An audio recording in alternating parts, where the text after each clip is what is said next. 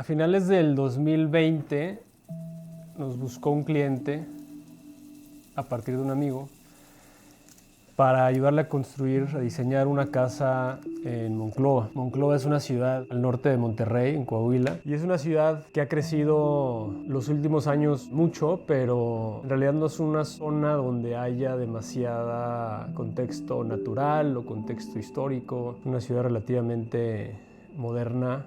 El cliente nos pedía trabajar una casa que fuera para él, su pareja, sus hijos, que fuera de un piso, porque ahí quieren vivir el resto de sus vidas. Nos pedía que los techos tuvieran cierta altura, en un terreno que estaba en el centro, de 2.600 metros cuadrados, alrededor de otras casas medio viejas, muy grandes. Es un terreno completamente plano, que no ve hacia afuera, que no tiene una vista particular. Pero la pregunta que nos hacíamos era cómo hacer la casa diferente al resto de lo que sucede en Monclova, ¿no? Al no haber contexto, nos hacíamos la pregunta de qué debe de vivir la casa, ¿no? El cliente quería que la casa sucediera del centro hacia afuera, es decir, que fuera puntual, ¿no? Hacia el exterior. Entonces, de ahí parte la primera pregunta de qué es lo que tenemos que hacer para que la casa viva, y era hacer nuestro propio contexto. Entonces ahí sale un poquito el nombre de por qué se llama La Isla, porque es un proyecto que está al centro del terreno y que está como aislado, ¿no?, de los bordes, y crea su propio alrededor, crea su propio contexto y hace esta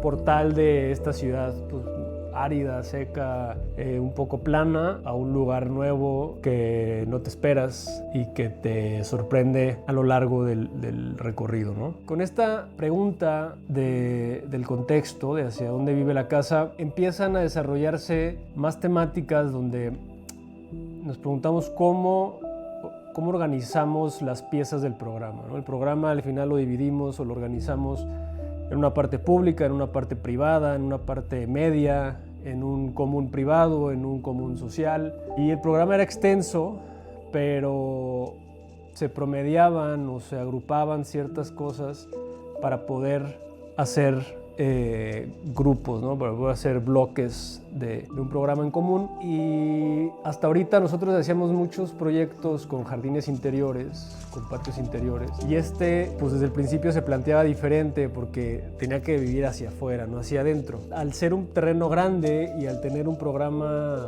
relativamente extenso en su uso del día o de invitados, nos dio la oportunidad de trabajar no un solo patio interior, sino una serie de patios que te llevan de la entrada desde la calle cuando entras a la casa y la empiezas a recorrer en esta cosa que le llamamos entrar afuera. Entras y llegas a un espacio exterior que te recibe, pero que te sigue llevando a que lo recorras, a que lo camines, y los patios o los vacíos son lo que te van guiando hacia dónde tienes que ir. Es un recorrido muy sobrio, muy cerrado, muy ciego, muy abstracto, que no te dice qué es. No ves una ventana, no ves puertas, no ves nada, ves solamente el material. Ves ladrillo en los muros, marcando una horizontal, las losas voladas que no se tocan, marcando una horizontal también, y unas entradas de luces como para guiar este camino, y una serie de canalitos que hacemos pluviales para también captar agua, pero también como guiar estos pasos, ¿no? Entonces este recorrido de afuera hacia el exterior interior, bueno, si no conoces la casa no sabes muy bien a dónde vas, pero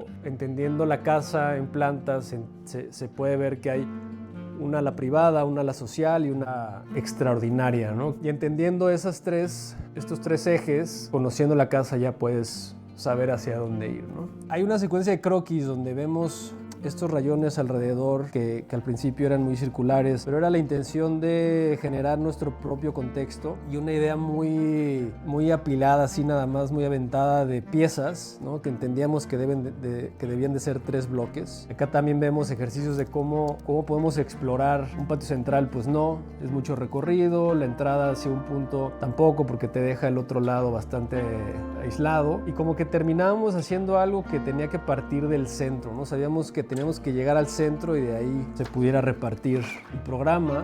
Entendíamos como la secuencia en escala de de la experiencia, ¿no? La forma de llegar a estos proyectos, sin duda, es a partir de una sensibilidad muy primitiva, ¿no? O sea, te guía la luz, te guía el tacto, texturas, e inconscientemente vas armando este rompecabezas de núcleos, ¿no? Que van teniendo una escala o una magnitud diferente mientras los vas recorriendo.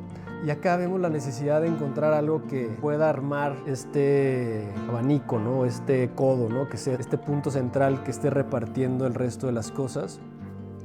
Acá de nuevo, ¿no? Mencionando el acceso y cómo pues, nos empieza a marcar un recorrido, identificando puntos importantes del programa, pero también un punto central que es esto que te organiza el resto de las piezas. Y los bloques de programa, pues viendo ya a un espacio exterior con su identidad y su carácter propio. Vamos haciendo más zoom, vamos resolviendo más las piezas, vamos entendiendo mejor la escala del programa y de lo que necesitan, las dimensiones que pide. Y empezamos a hacer un ejercicio que descubrimos que era, ¿qué pasa si no hacemos una casa caja? Es esta casa que entras y no vuelves a salir y le haces hoyitos para ver hacia afuera y la ventanita. ¿Y qué pasa si más bien nos volcamos a este construir primitivo? No el sistema constructivo, sino el elemento primitivo de menhires y dólmenes para acentuar muy literalmente las piezas que cargan y las piezas que cubren, ¿no? Entonces empezamos a hacer ejercicios con estas volumetrías que muy rápidamente nos dimos cuenta que nos ayudaba a diferenciar en alturas áreas de servicio y áreas habitables, ¿no?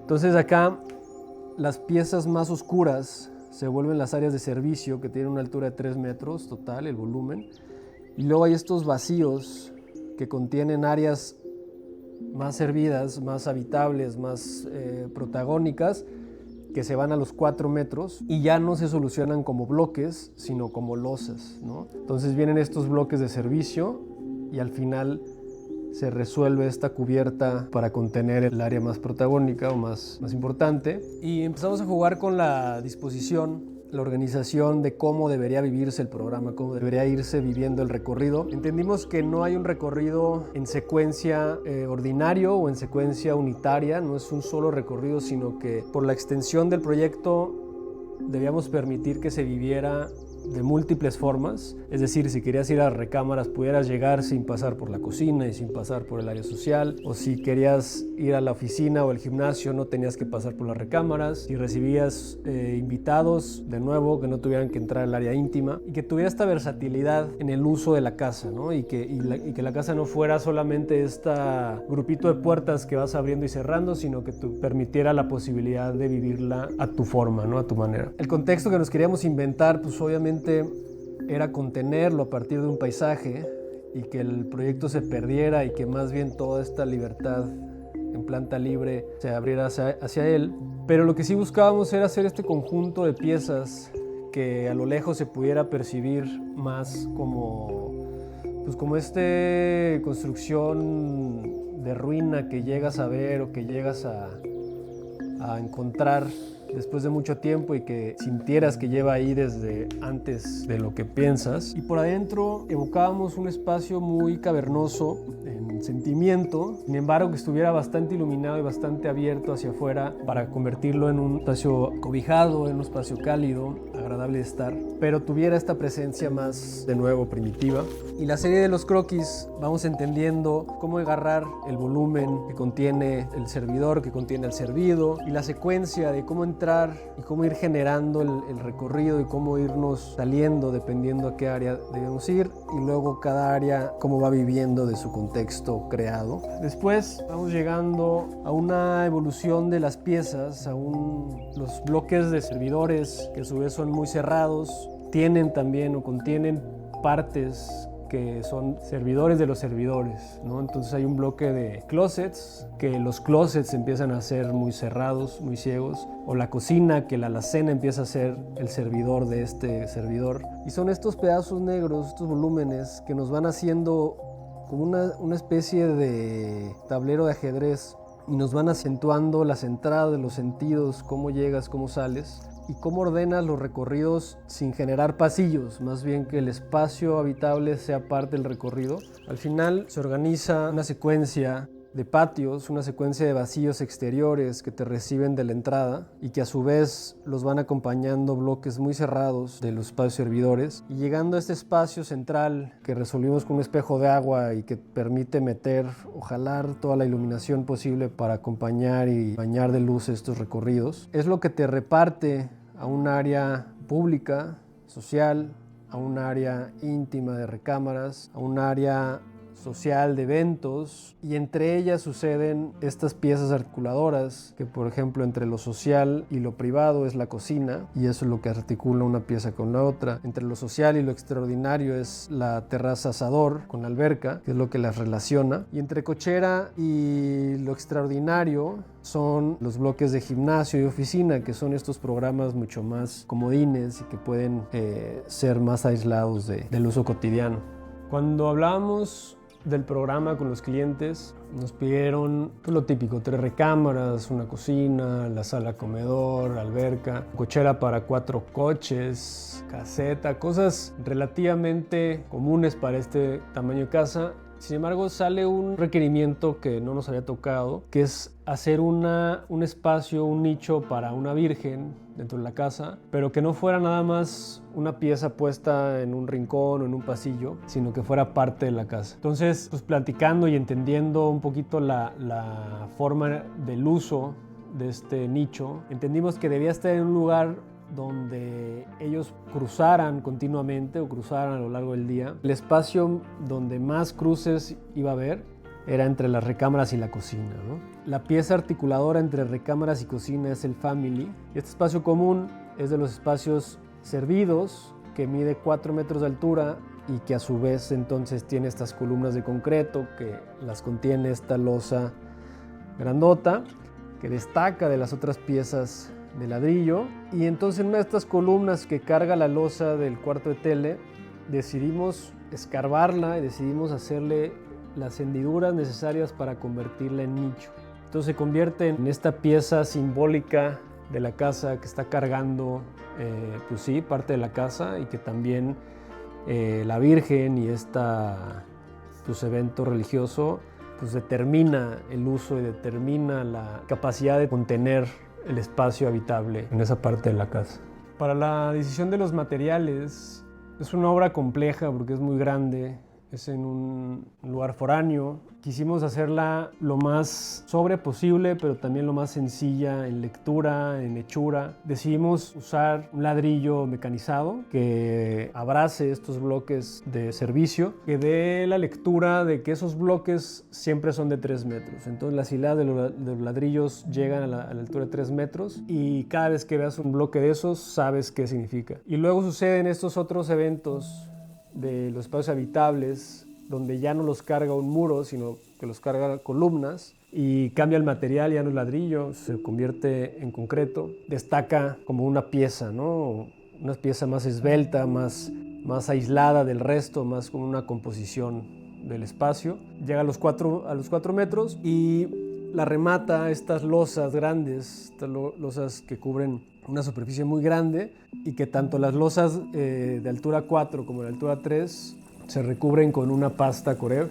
Es una pasta pues impermeable que le da un tono muy como humanizado, ¿no? Que no se siente artificial, no es plano. Estos 3 materiales son lo que conjugan, digamos, el conjunto de las piezas. Obviamente hay pisos, hay detalles exteriores, interiores, pero el gran carácter del proyecto llevan estas marcas de materiales pesados, materiales del sitio, materiales de tierra, con estos tonos también de tierra, estos tonos ocres, que pues, si bien no son literalmente del sitio, hablan mucho de la condición del ecosistema que sucede en Monclova, y la acompaña con otro material, digamos, que es la vegetación, y que termina de darle vida, ¿no? La arquitectura crea esta escenografía o este espacio donde permite que las cosas sucedan, pero la vegetación es lo que activa y lo que empieza a dar vida a los espacios.